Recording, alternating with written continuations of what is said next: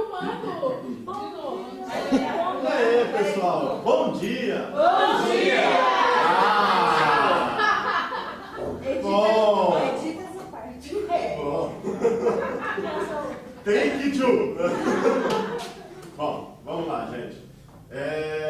Como eu estou vendo todos vocês pela primeira vez, não conheço ninguém, então eu vou pedir uma apresentação. Só que vai ser uma apresentação diferente. Vocês vão fazer um talk show. Olha só. Programa de entrevistas. É uma coisa mais, vamos dizer assim, fresca para programa de entrevistas. Então, vocês vão pegar o amiguinho do lado e pedir para ele responder nessas perguntas. Nome, se vocês já souberem. Curso também. E essas duas perguntas que vocês vão fazer. Como tem um número ímpar, vocês três aqui façam, se faça assim, um para o outro, faz uma apresentação. Denise, você vai responder. Qual o seu nome? Mas pode sorvete? É para escrever? Não, é para escrever. Já que está filmando, eu vou mostrar o nome. Ah, não, tá certo. Escreve seu nome em inglês. É Luciano e você. Então, isso que eu ia falar. Você sabe. É que você é de humanos. Você vê a pessoa que sabe contar, né? Então, 2, 4, né? Então são vocês dois aqui. É só vocês dois, aí você faz com eles. Então, o número par,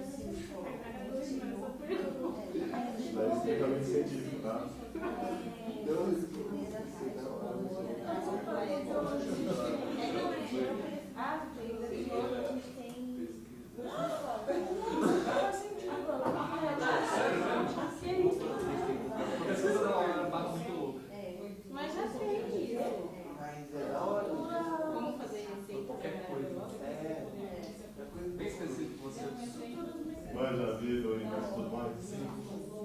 Bem. Não punha a mais.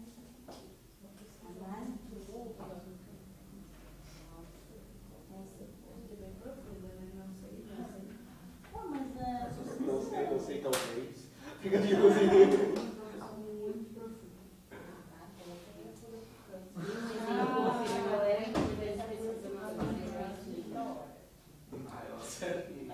Pode contar. Teoria das coisas. Nossa, uma viajada lá. Nem meus passeios. Sério? Isso, a corda, eu sou caindo.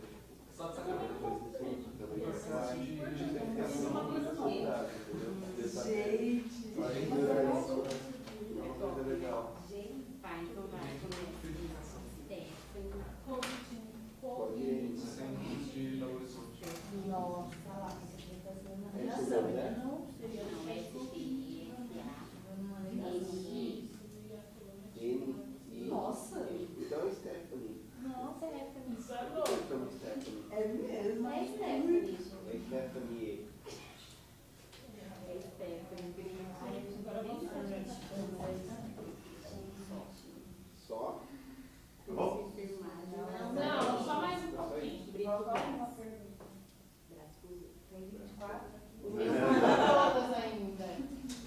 No mínimo 4 aulas para cada resposta. Né? Vai, tá acabando.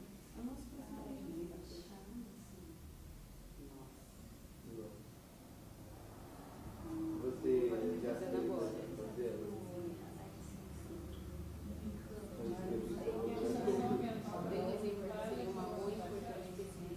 Não, isso aqui, ó, quando você vai fazer. Não, ainda também. Tem um exemplo.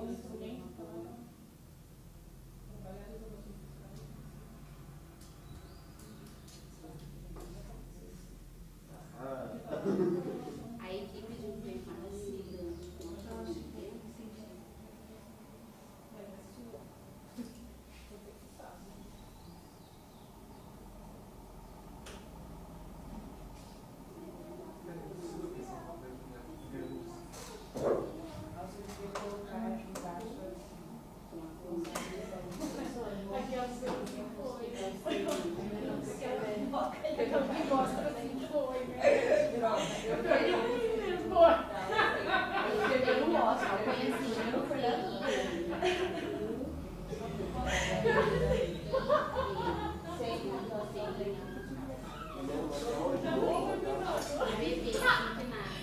Mas aquele cara mesmo ganhava.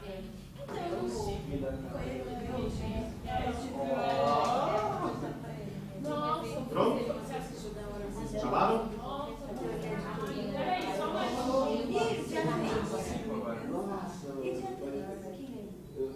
A mulher. Mas esse é muito bom. Ah, tá. Porque. Não. Ah, é o nomezinho da Alice, da teoria de Alice. Ela não vai estar.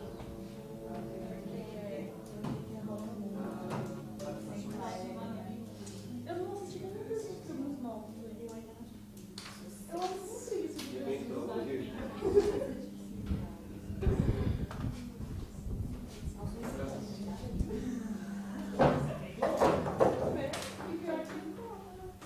Desculpa, eu tô fazendo um negócio importante.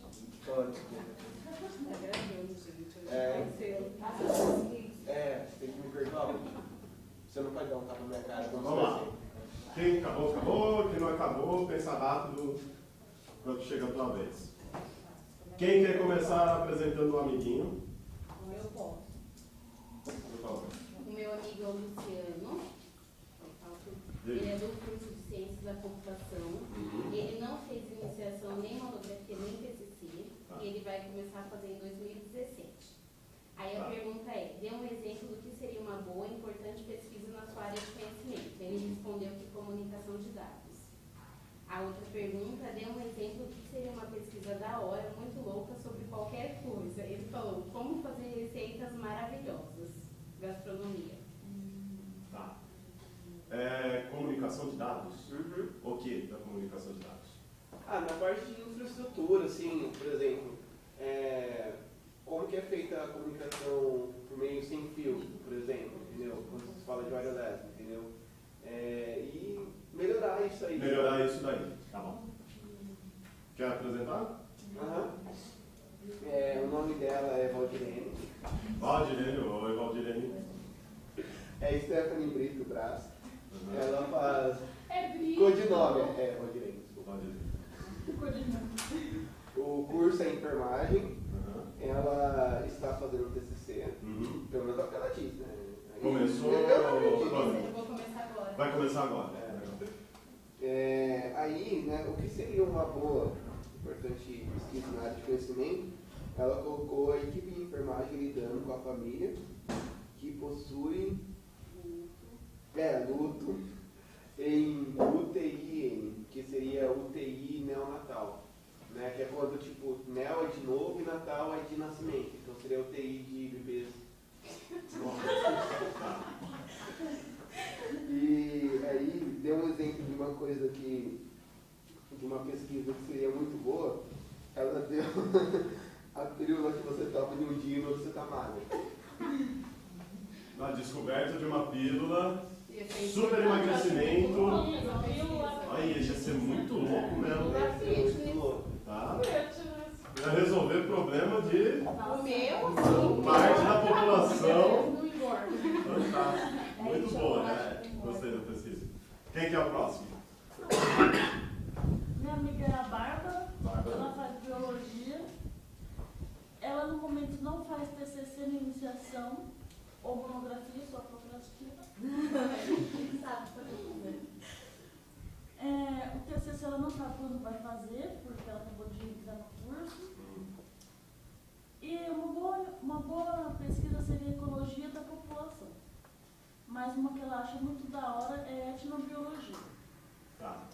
E o que você pensa de ecologia da população?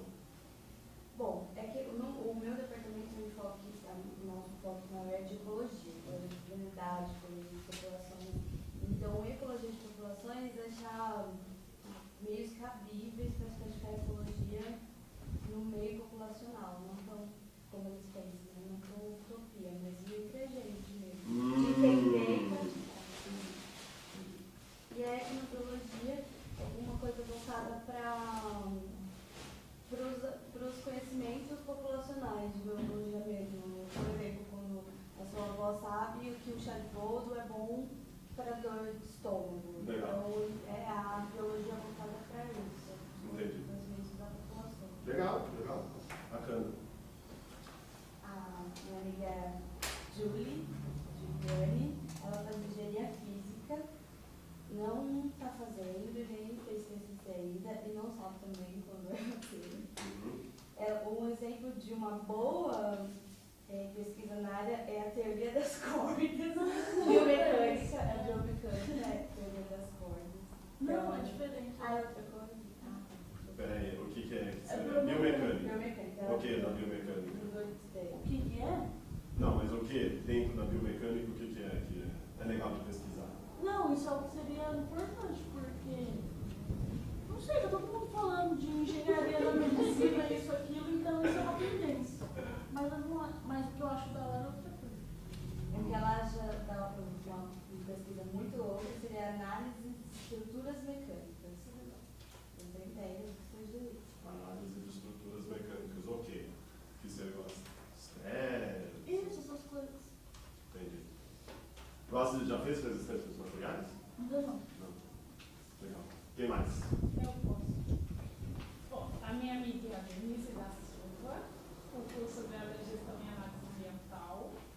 Ela já fez o TCC, ela finalizou agora, né? Está esperando só para pegar o diploma. O canudo.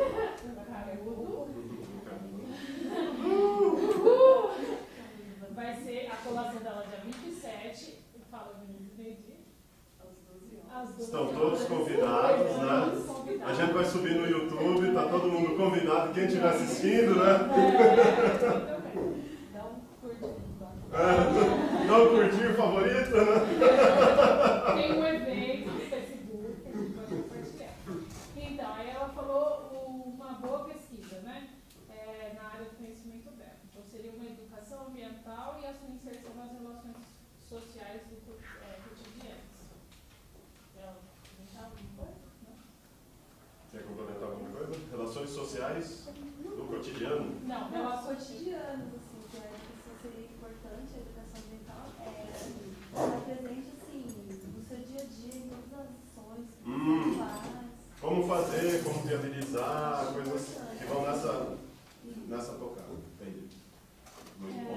E uma bem louca, bem diferente, é analisar os sons das moléculas de água em toda a Em todo o seu ciclo. em todo o seu ciclo. Cara, seria muito louco mesmo. Não é? Da hora? Muito Nossa, louco. eu achei sensacional. Você vai tirar 10. Da hora. Ó, muito bom. Muito bom. Tem alguns estudos já mais ou menos nesse, né? Tem um filme, né? Que fizeram que na borda isso. Eu não assisti, mas eu fiquei sabendo. Legal. Tem uns que são os mistérios que modificam as moléculas de água. Isso. E aí- Rock, aí a molécula fica de um jeito. É. Música clássica, fica de outra. Agora eu vou apresentar a minha amiga, a Micaele Costa. Ela faz pedagogia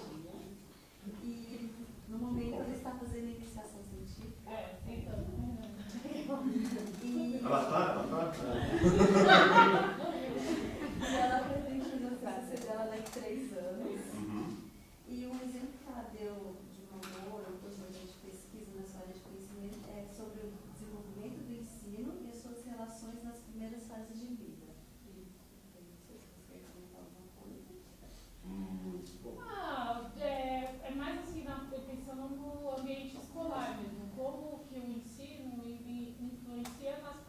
Quer dizer, já existem várias pesquisas diferentes a isso, em vários outros temas que se ligam a este, né, isso aí é uma coisa muito geral, mas eu sou uma pessoa que eu acredito mesmo que as fases iniciais elas influenciam muito o ser humano de hoje, o adulto e tal. Então é uma fase que eu acho que é muito importante para trabalhar e para estudar essas primeiras fases de vida, eu acho muito essencial para você ter um ser humano conforme você acha, cada um acha como um ser humano deveria ser. E eu acho que não deveria ser, então é nessas fases que eu acho que... Aí pesquisa aí. Isso. Legal, muito bom. E principalmente no âmbito escolar, porque é onde que as crianças, todos os seres humanos passam uma boa parte da vida. Então eu acho muito bom.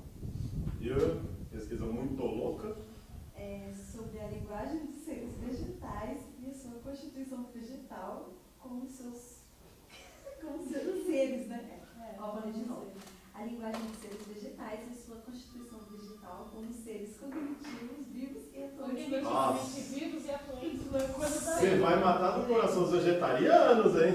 Não, porque eu acho uma brisa a galera ficar, os animais, as vacas, aí elas pensam, o vegetal pensa também, cara, é ser vivo também. Você não vai pensar no alface que você tá comendo? Então, na beterraba? Porra, tá matando lá o filhinho do alface, tá matando. Entendeu? Eu acho muita brisa isso. Carrega uma energia pesada. O alface vai carregar energia pesada também. Além dos metais pesados.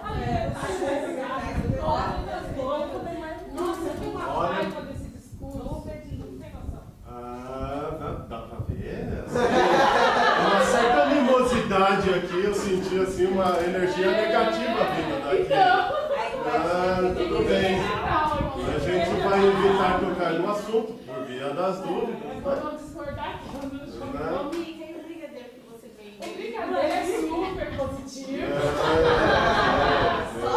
Não vai alface, né? Muito bom.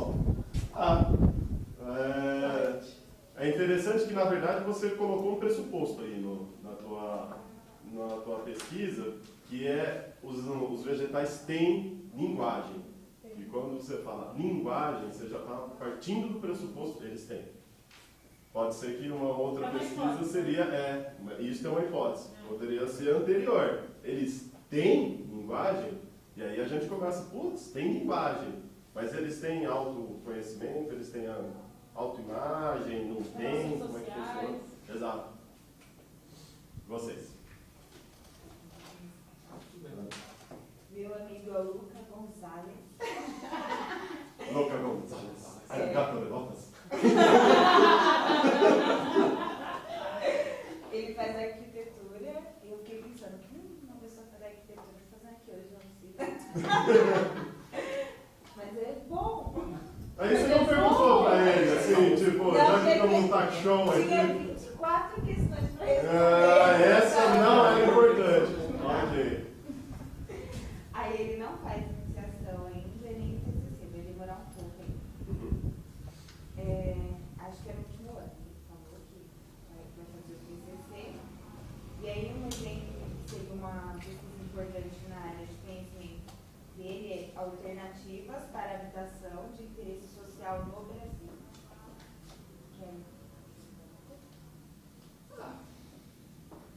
É isso. Bom, é importante, a gente, tudo bem, a gente entende, tem um déficit habitacional, pessoas que não têm condições de comprar, mais ou menos nessa área, né? Como facilitar isso, como melhorar,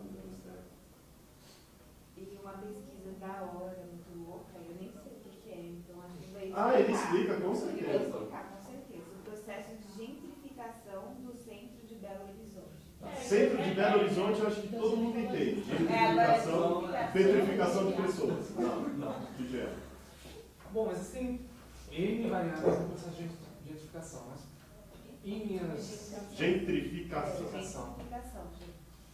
Em linhas gerais, seria mais ou menos um processo em que você desvaloriza uma região, um bairro. Muitas vezes se envolve aumento de índice de violência, de falta de serviços básicos, como educação, saúde, essas coisas assim. E com isso você força a saída da população local. E com isso você trabalha em cima de especulação depois. Você valoriza aquela região, você aumenta o nível daquela região, aumentando o custo de vida e tudo mais, mas sempre causando a saída daquela população que a princípio morava lá. Interessante, muito interessante. Muito bom. A arquitetura é muito interessante. Eu recomendo. E você? Minha amiga é a Leila Oliveira, ela fez enfermagem, faz iniciação, monografia, TCC mesmo, está em processo, começou no ano passado. Uma pesquisa boa, muito importante para a área dela seria o papel do enfermeiro na reinserção social em saúde mental. Eu acho que até para você isso. Não sei se você quer comentar alguma coisa. Foi a tua iniciação ou não? Não, mas é que eu fiz estágio e onde eu trabalhei no campo que eu fiquei, eu não achei que ficou muito, sabe, visível, assim. Eu acho que é uma coisa que não caminha. A gente não vê a identidade do papel do enfermeiro. Então, eu acho que eu queria identificar mesmo, especificar ali, para você poder avaliar essa atuação, sabe? Legal. E o que seria a pesquisa muito louca? Né? Bom, agora temos o bicho vai duas pegar. opções. Primeiro, a cura do câncer. Mas aí eu desisti porque eu já Isso daí é trivial. já está em alta, né? Ou então, como seria um hospital sem a equipe de enfermagem? Porque o nosso serviço é muito desvalorizado. Nossa profissão, então eu queria uma pesquisa assim, com um hospital sem ninguém da equipe de enfermagem, que é como a galera vai se virar para aprender a dar valor a esse profissional. Muito bom. De preferência com câmeras 24 horas para não dar o desespero do resto da equipe, né?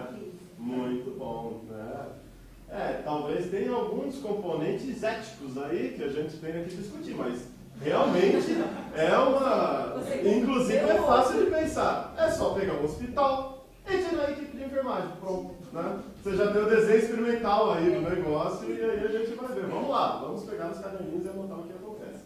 Muito bom. Ok, então, como eu não conheci vocês também não me conhecem, né? Eu sou o Renan.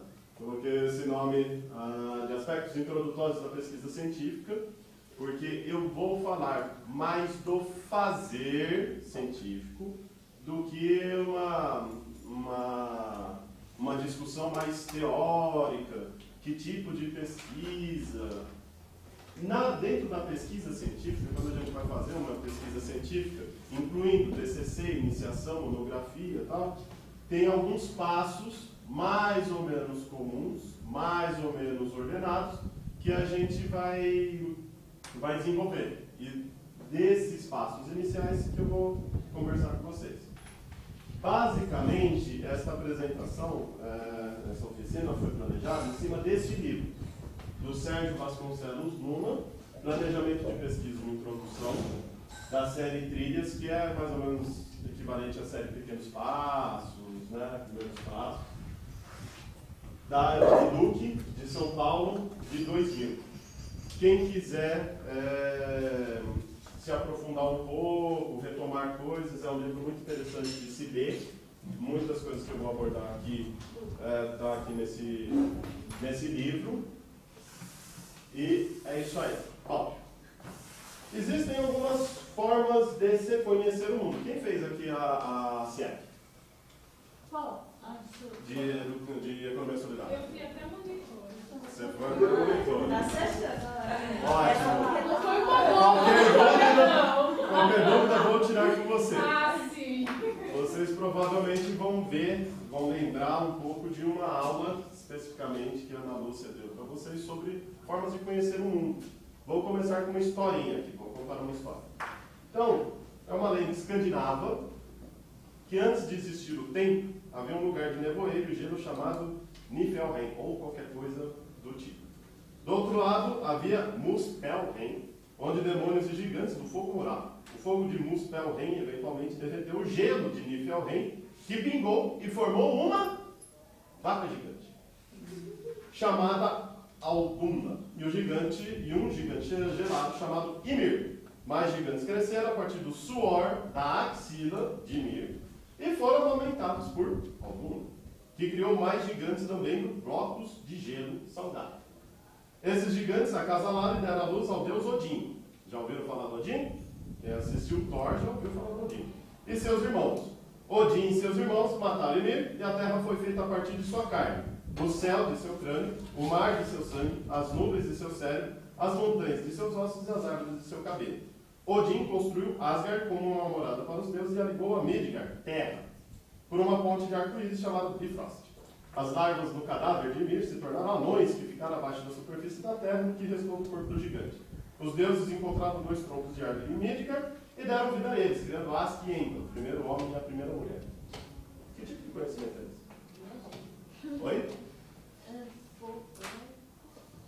Folclórico, mas hoje a gente pode dizer que foi folclórico. Mitológico. Teve um povo que acreditou nisso, mais pro mitológico. Um pouquinho mais hoje a gente poderia dizer que foi um conhecimento religioso daquela época.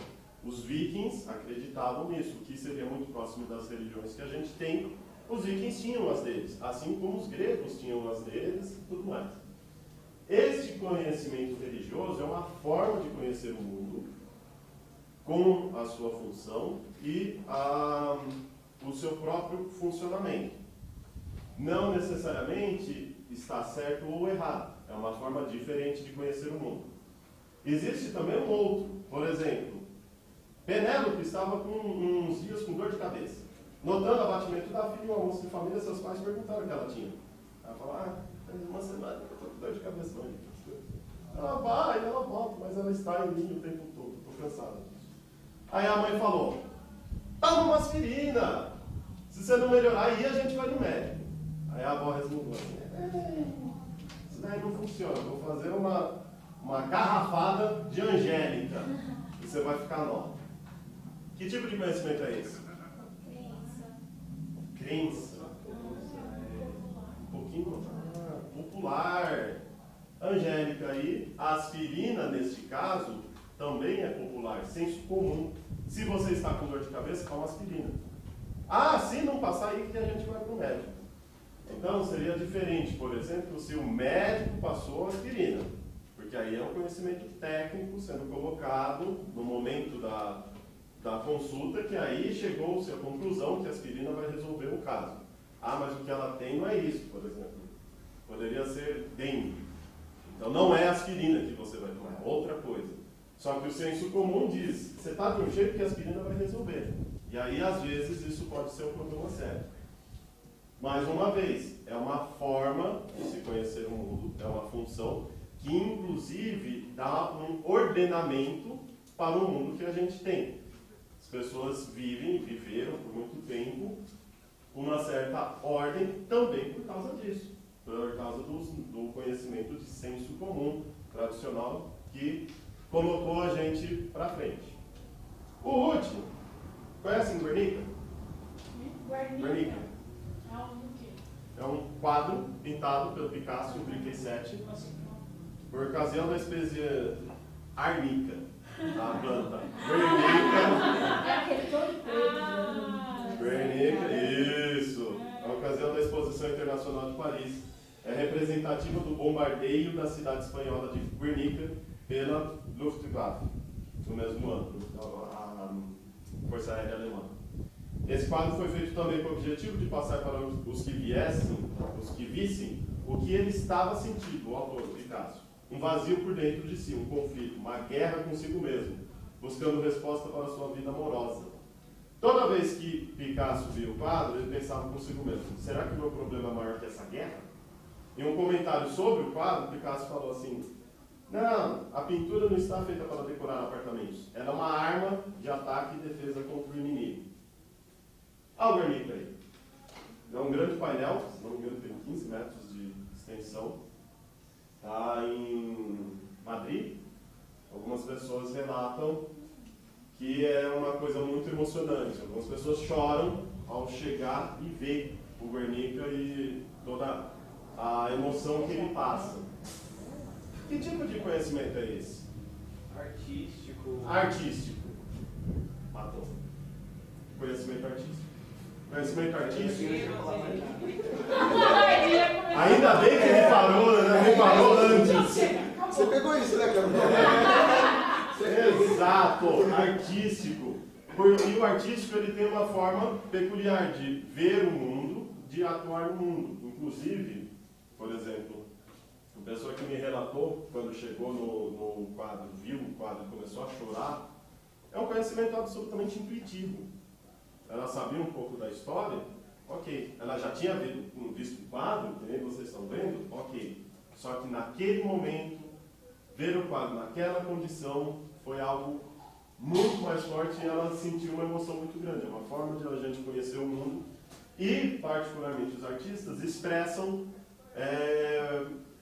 vamos dizer assim, condições que o mundo está passando de maneiras muito peculiares e muito certeiras, às vezes. Quem estuda um pouco de história da arte vê alguns movimentos artísticos que vão mostrando, evidenciando alguns conflitos do mundo, da sociedade, por aí vai. Bom, alguém aqui faz química? Fez química? Não, né? Esse grupo não. Uma matéria de química.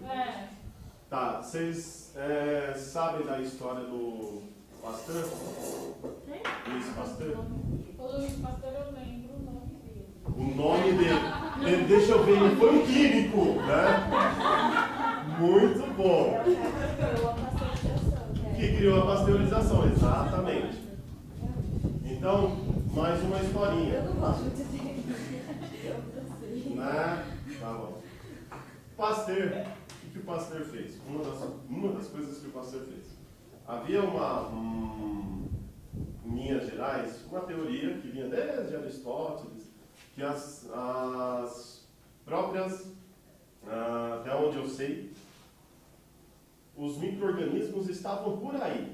Então, quando chegava assim, o leite azedava, por exemplo, porque os micro-organismos que estavam por aí chegaram, assim, interagiram e aí azedou o leite.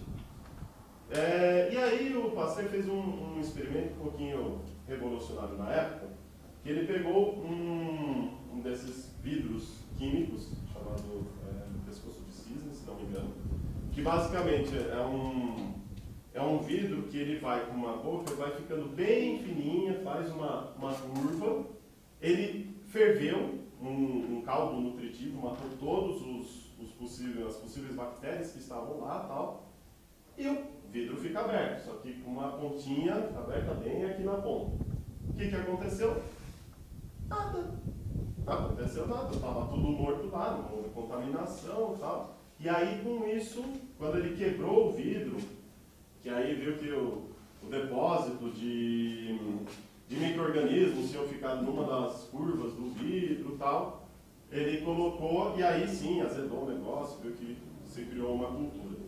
Com isso, de uma maneira muito geral, que eu estou falando aqui, provavelmente com algumas imprecisões, mas mais ou menos isso, ele ele enterrou a ideia aristotélica que até então estava acontecendo. Ele teve um modus operandi para conseguir fazer isso. Que tipo de conhecimento é desse cara bonitão aqui? Científico, muito bom. Que por acaso é o que a gente vai conversar agora. Será que é por isso que calma? Pode só para mim, talvez. Bom, o Pasteur, dentro da área dele, foi muito revolucionário porque ele conseguiu uma forma a partir de duas teorias concorrentes, vigentes, possibilidades, ele refutou uma. Falou assim, isso daqui tá aqui, ó, não funciona por causa disso, usando o método científico. Cada área do conhecimento, principalmente, é muito fácil de ver na área das exatas, muitas vezes algumas da área das biologias também, você tem condições que tinha uma teoria que falava um negócio, tinha outra que falava outra, e alguém encontra um método, um experimento que cai por terra uma das teorias concorrentes. E aí a gente vai avançando no conhecimento científico. Muito bom. Esse conhecimento científico, ele não está aí à toa, né? Ele tem um objetivo. Qual é o objetivo do conhecimento científico, em linhas gerais?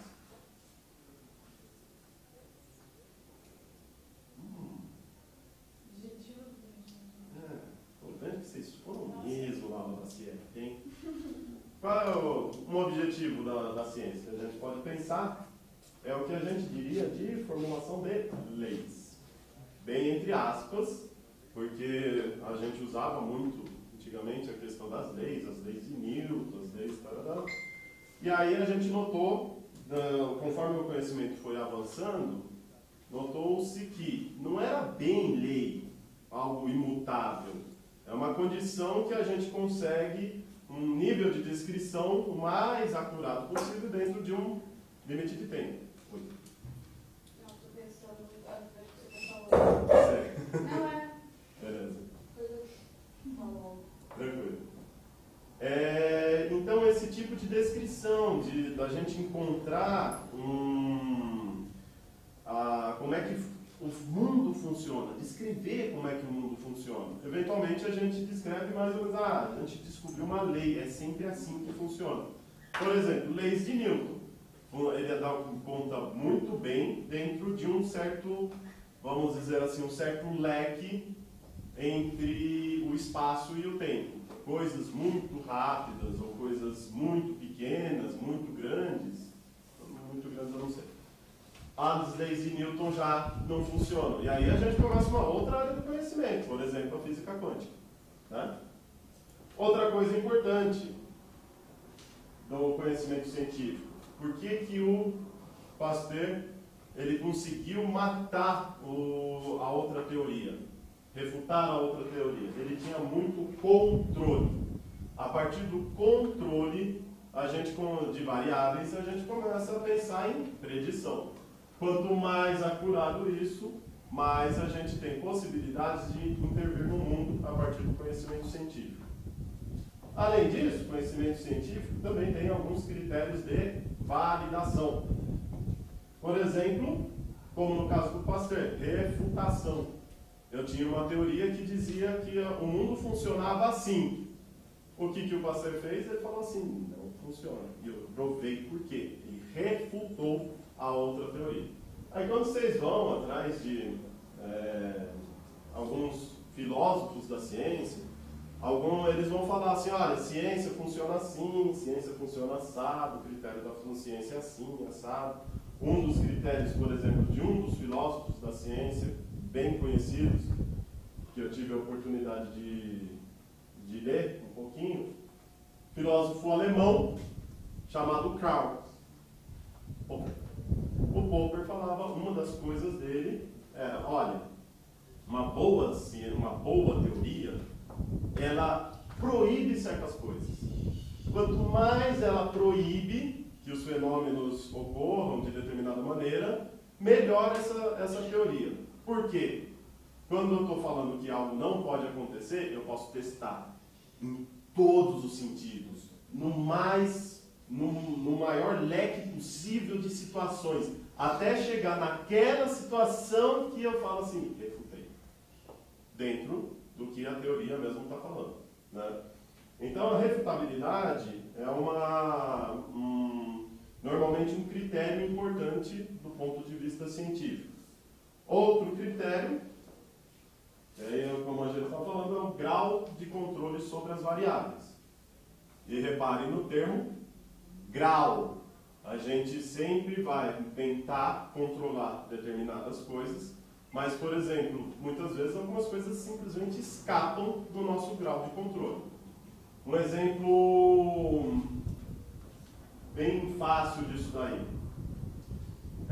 Há um tempo atrás, o pessoal estava tentando estudar como que seria a vida dentro de um confinamento total. Então fizeram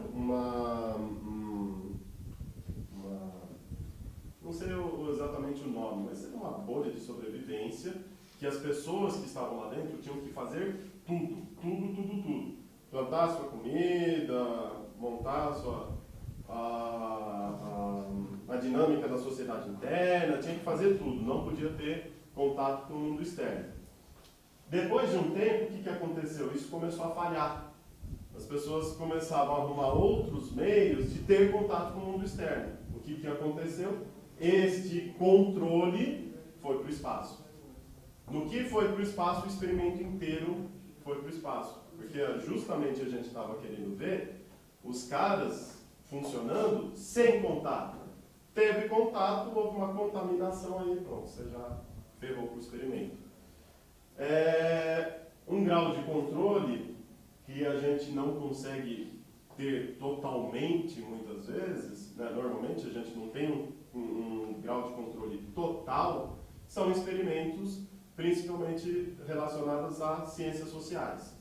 É muito difícil, porque você vai controlar uma coisa, principalmente para quem vai ao campo. Você não vai controlar, não tem. Então a gente vai tendo outras estratégias para tentar acessar esse conhecimento, acessar as informações, etc. Porque a metodologia das ciências sociais é uma coisa completamente fluida, né? Ela não é um método de experimentação constante, assim, ou de análise constante. É um motivo de briga. Sim, porque muita gente fala, não, isso não é ciência. Né? Esse é o tipo de coisa que eu não vou entrar em discussão, porque cada um vai, e aí o problema é, qual é o critério de ciência? Né? Então, eu lembro quando eu fui fazer minha monografia na filosofia, eu estava querendo justamente discutir algo mais ou menos nesse termo. E aí a primeira coisa que eu senti necessidade era, bom, para falar que algo não é, a gente tem que saber o que é este algo. Então, o que é uma ciência? Aliás, o que é uma ciência natural? Quando eu fui conversar com o professor de filosofia, ele fez uma cara assim, então, você põe o que você quer dentro da tua definição de ciência. Aí você dá aquela patada assim, oi? É meio que assim, você define as regras do jogo, e você tem que jogar de acordo com aquelas regras. Então, a ciência muitas vezes funciona assim. Aí a gente vê a porca torcendo o rabo, porque as regras, muitas vezes, da física quântica não são as mesmas da física clássica, não são as mesmas das ciências sociais e por aí afora. Certo? Mas, de qualquer maneira, em um certo grau a gente vai conseguir, mesmo nas ciências sociais, tentar conversar um pouco com essas questões. Não é também um negócio totalmente aberto. Bom, outra coisa é em relação aos procedimentos para se conhecer dentro do conhecimento científico. Um deles é a investigação empírica. Vamos lá, vamos fazer, vamos experimentar. Vamos lá no fenômeno, uai. Vamos ver como é que está rolando os paranauê aí do fenômeno. A gente vai e investiga empiricamente. Outra coisa, aproximações sucessivas. Eu não sei nada disso daqui, desse fenômeno. Ele está aparecendo agora, parece ser importante. Vou dar uma exploradinha. Opa, já sei um pouquinho mais. Vou ver algo um pouquinho mais específico desse fenômeno. E aí vai, constantemente, até que a gente pode ter um conjunto de dados que a gente chega numa conclusão de, existe um certo